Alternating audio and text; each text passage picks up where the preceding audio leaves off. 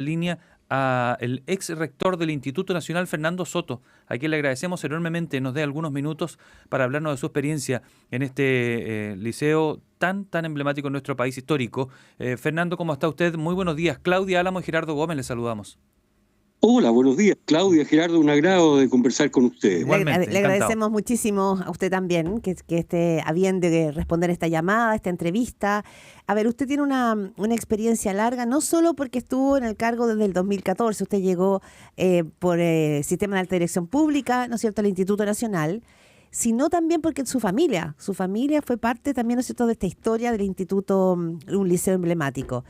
¿Cómo está viendo usted esta situación? Lo que estamos viendo es que pareciera ser que es muy difícil desactivar la violencia que hay en el instituto, en el INBA, es decir, en todo lo que fue esta trama o esta red de liceos emblemáticos que para muchos sectores de clase media eran el verdadero trampolín, ¿no es cierto?, para hacer un cambio en el curso de su vida. Usted tiene la experiencia desde el interior de ese liceo. ¿Cómo lo está viendo hoy día? Porque la semana pasada ya veíamos nuevamente situaciones violentas. El alcalde Mario Desbordes tuvo que desalojar algunos establecimientos. ¿Cuál es su percepción? Bueno, yo creo que este flagelo que ataca hoy día, digamos, en los últimos 10 años o más que 10 años, a los liceos emblemáticos, más históricos, digamos, de la educación pública, tiene connotaciones que son reflejo de lo que pasa en toda la sociedad. Me parece que existe una tremenda desesperanza del mundo adolescente y de la niñez en Chile por el contexto donde viven. Hay una sociedad muy desagregada, ¿verdad? Muy inequitativa, que le ha quitado un poquito las esperanzas, yo creo, a la juventud y a la niñez. Por lo tanto, entender el problema de la violencia, de los overoles blancos y de estos llamados capucha, ¿verdad? Tiene que ver con lo que pasa en toda la sociedad chilena. Y yo diría que en algún sentido también en el mundo global. Uno pudiera pensar que hay bastantes signos que son características hoy día de la sociedad completa. En algún momento, hace algunos años, estuvo de moda esta consigna de que no eran 30 pesos, eran 30 años. Yo diría que hoy día no es el instituto, no es el INBA, no es el liceo de aplicación, es la sociedad chilena.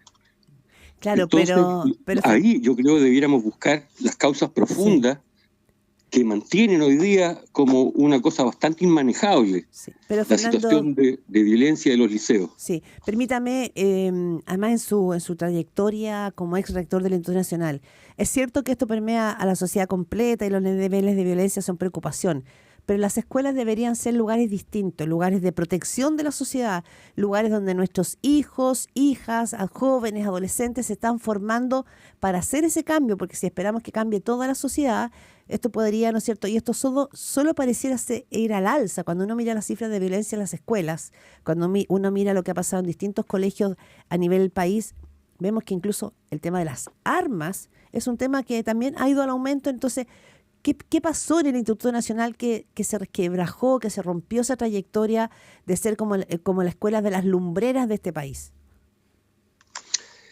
Yo insisto, no es que haya pasado en el instituto, es la sociedad chilena la que ha cambiado. Es decir, yo tengo algún recuerdo de haber ido alguna vez con mi padre y mis hermanos al estadio, donde uno llevaba una bolsita con el cocaví para refrigerarse en el entretiempo. Eso cambió. Bueno, eso hoy día es impensable. Y uno se pregunta, bueno, ¿qué es lo que ha pasado? Claro, pero hay gatillos, ¿no? En el Instituto Nacional, cuando usted estuvo, en su experiencia, por ejemplo, ¿qué penetración pudo haber de grupos anarquistas o políticos en estas cosas? Porque no creo que sean iniciativas espontáneas que 8 alumnos se junten y deciden tomarse el liceo y ser violentos. Aquí tiene que haber algún grado de preparación, de instrucción, de organización. Entonces, ¿qué rol juegan? ¿Agrupaciones políticas o anarquistas? ¿Juegan alguno? ¿Usted lo vivió? Lo viví en carne propia. Sí, la verdad es que estos grupos venían organizándose, yo diría, con bastante antelación al año 2014. Antes de llegar al instituto, entre otras experiencias educativas, me tocó pasar también por el liceo de aplicación como inspector general. Efectivamente también ahí existían rasgos violentos muy graves. En el instituto logramos frenar un poco ese ingreso de estos grupos antisistema por bastante tiempo. Ya estaba destruido el Liceo Munaet y el Liceo Darío Salas. Sufría el rigor de esta violencia el Barros Borgoño, en fin, el IMBA, hasta que llegó al instituto. Efectivamente también llegó. Y había una clara sincronización de estos movimientos, no eran movimientos espontáneos. Efectivamente había un grado de organización. Cada vez que había algo en el instituto es porque también estaba pasando al mismo tiempo en los otros liceos que yo le mencionaba. O sea, hay alguien detrás. Ahora, naturalmente, por la importancia relativa del instituto, los medios estaban en las puertas del instituto todos los días. Entonces, había una notoriedad mucho mayor. Sí, Fernando Soto, como ex rector del Instituto Nacional, también se ha apuntado aquí a que hay grupos orquestados por adultos detrás de las tomas de los liceos emblemáticos. Lo ha dicho de alguna manera también, ¿no es cierto?, el alcalde Mario Desbordes. Lo ha dicho también el cardenal Fernando Chomalí, ex alumno del Instituto Nacional, que, ¿no es cierto?, que ha hecho puntos sobre el tema. Pero hay varios análisis que dicen que acá hay grupos orquestados de personas adultas que habrían sido, ¿no es cierto?, parte de movimientos más extremos políticos y que de alguna manera alimentan esta violencia en los liceos, grupos más bien radicalizados que de alguna manera apoyan, ¿no es cierto?, a estos estudiantes más violentos. ¿Qué sabe usted de eso? ¿Le parece atendible esa tesis que da vuelta? Sí, yo creo que existen intereses oscuros detrás. Hay sin duda adultos que influyen directamente, sino en el financiamiento, en la organización de estos grupos. Ahora, ha sido una demanda mucho tiempo de los directores y rectores de colegios de que el Estado se haga parte de manera más seria en términos del desarrollo de una inteligencia que pueda desarticular estos grupos. La verdad es que ese llamado angustioso de los rectores, de los directores, no ha tenido, ni tampoco tuvo en el pasado mucha respuesta de parte del Estado, desgraciadamente. Entonces, muchas veces los rectores, los equipos directivos estábamos solos enfrentando estas situaciones de extrema violencia. Pero usted tiene razón, efectivamente yo creo que existen grupos de adultos detrás. Nosotros, cada vez que había situaciones de violencia o aparecían estos overoles blancos con sus bombas Molotov, veíamos en los alrededores del colegio adultos que daban vueltas, llamaban por teléfono, en fin, se notaba alguna presencia de personas que tenían vínculo con lo que estaba pasando en las puertas en el interior del colegio. Y bueno, usted escucha a Fernando Soto, ex rector del Instituto Nacional. Estamos hablando de la violencia en general en los liceos emblemáticos, los problemas que están teniendo incluso para tener más matrículas, que ha disminuido un 23% en el Instituto Nacional, sin ir más lejos, en el último tiempo, y han empeorado además sus rendimientos académicos. ¿Cuánto rol tiene en todo este problema, o si tiene alguno, a su juicio, el cambio en la selección de los alumnos para ingresar a estos establecimientos? A ver, el modelo educativo y el proyecto educativo institucional del instituto apuntó durante toda su historia a una formación de excelencia. Claro. Pero eso no significaba discriminar en lo económico, en lo social, en lo religioso. El instituto ha sido desde siempre, y lo mantiene, una institución fiscal, laica y gratuita. Jamás se hizo ninguna distinción en esos aspectos esenciales. Bastaba, digamos, como condición el compromiso real de la familia de apoyo a sus pupilos, ¿verdad? Y una preocupación expresa de los estudiantes en su propio proyecto personal y educativo. Efectivamente, yo creo que fue un error, seguramente con algunos matices ideológicos, que me imagino yo, aquellas autoridades han ido reconociendo lentamente que fue un error el término de la selección académica. No ha habido otro aspecto de selección que haya influido.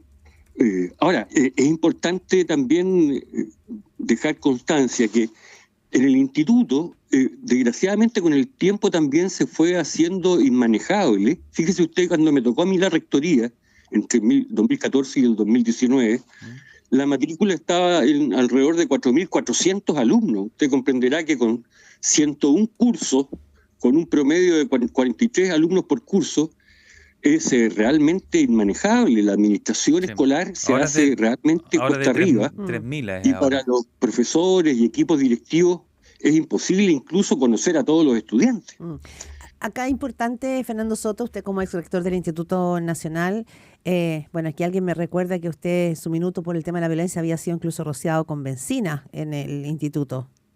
Alguien me está recordando. Bueno, no fui el único, efectivamente, así sucedió. También con nuestros colaboradores, con una inspectora general, en fin, ha habido amenazas y creo que en el último tiempo también agresiones directas a funcionarios, profesores, profesoras. Lo que no se entiende es cómo se perdió el control. Cómo de puertas adentro en una escuela no puede tener el control de sus alumnos.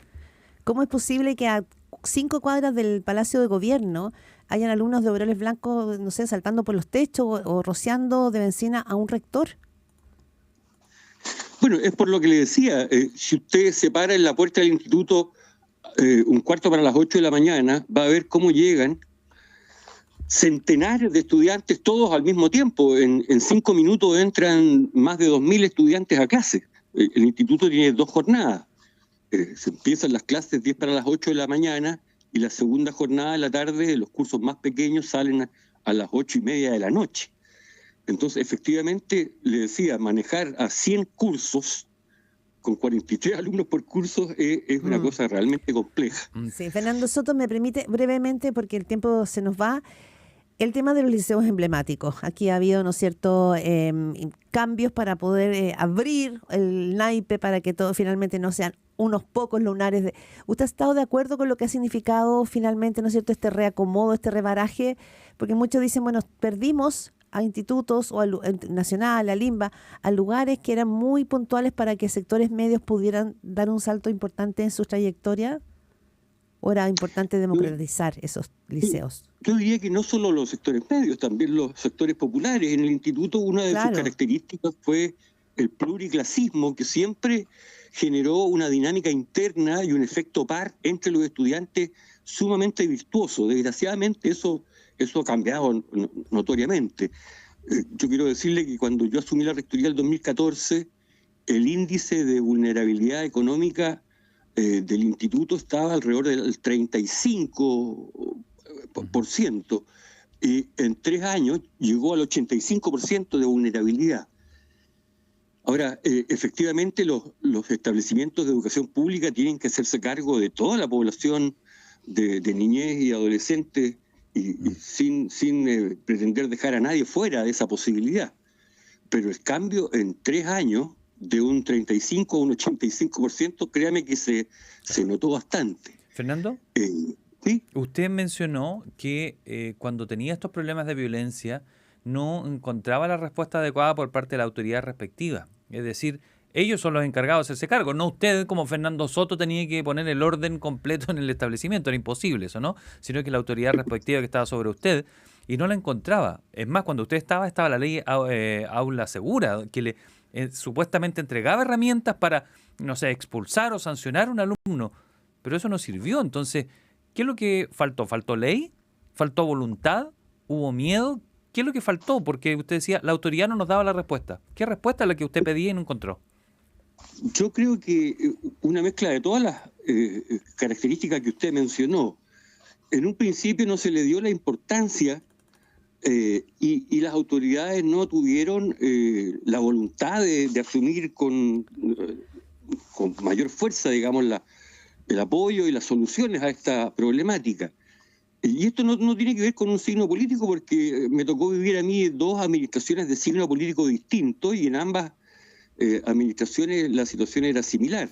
Me tocó la administración de la alcaldesa Toá y el alcalde Alessandri, y la verdad es que en ambos casos no se logró avanzar demasiado. Ya, ¿Y Sí. eso fue por qué esa falta de voluntad? ¿Había temor a los movimientos que estaban detrás, cree usted? Yo creo que se menospreció, valoró equivocadamente y se pensó que eran situaciones muy eventuales y que la propia dinámica escolar los iba a ir absorbiendo, en fin. Y no pasó eso. No era así, desgraciadamente no era así, y era un fenómeno creciente. Mi última pregunta tiene que ver con los centros de padres. ¿Qué rol juegan aquí? ¿Se alineaban con usted para poder ayudarlo a controlar a estos alumnos desordenados? Mire, este es un O claro delincuentes. ejemplo de la ¿No? ineficacia del Estado en términos de la legislación que tiene que ver con la administración educacional. No sé hoy día, no estoy al tanto de los últimos meses, pero en mi tiempo en el Instituto Nacional, con esos 4.400 alumnos, había 3 centros de padres simultáneos que competían unos con otros por cuotas de poder, por figuración, en fin. Créame que para un director de colegio es difícil poder establecer vínculos con 3 centros de padres simultáneos. La verdad que es bastante jocoso el tema. Claro, cuando hay tantos no hay ni uno. Sí, perdón. Yo digo que cuando hay tantos no hay ni uno. Cuando hay tantos centros de padres y compiten entre ellos, finalmente no existe una sola verte. Claro. Cualquier medida que la administración del colegio tomara iba a tener tomates por un lado y aplausos por otro. O sea, había un centro de padres de izquierda, había otro centro de padres de derecha y uno más chiquitito que oscilaba entre uno y otro de acuerdo a la conveniencia del momento, del oportunismo del caso. Entonces, efectivamente, usted decía, oiga, a este alumno hay que expulsarlo porque ha cometido faltas gravísimas al reglamento interno, y había un grupo que apoyaba y había otro grupo que se oponía, pero tenazmente, a cualquier medida disciplinaria. Bien, Fernando Soto es ex rector del Instituto Nacional. Muchísimas gracias por transmitirnos su reflexión sobre el liceo emblemático, su experiencia también de un tema que ha costado tantísimo manejar. Que esté muy bien, muy amable. Muchas gracias, Fernando. Un agrado. Gracias. Que esté muy Lo bien. mismo. Muy buen Adiós. día.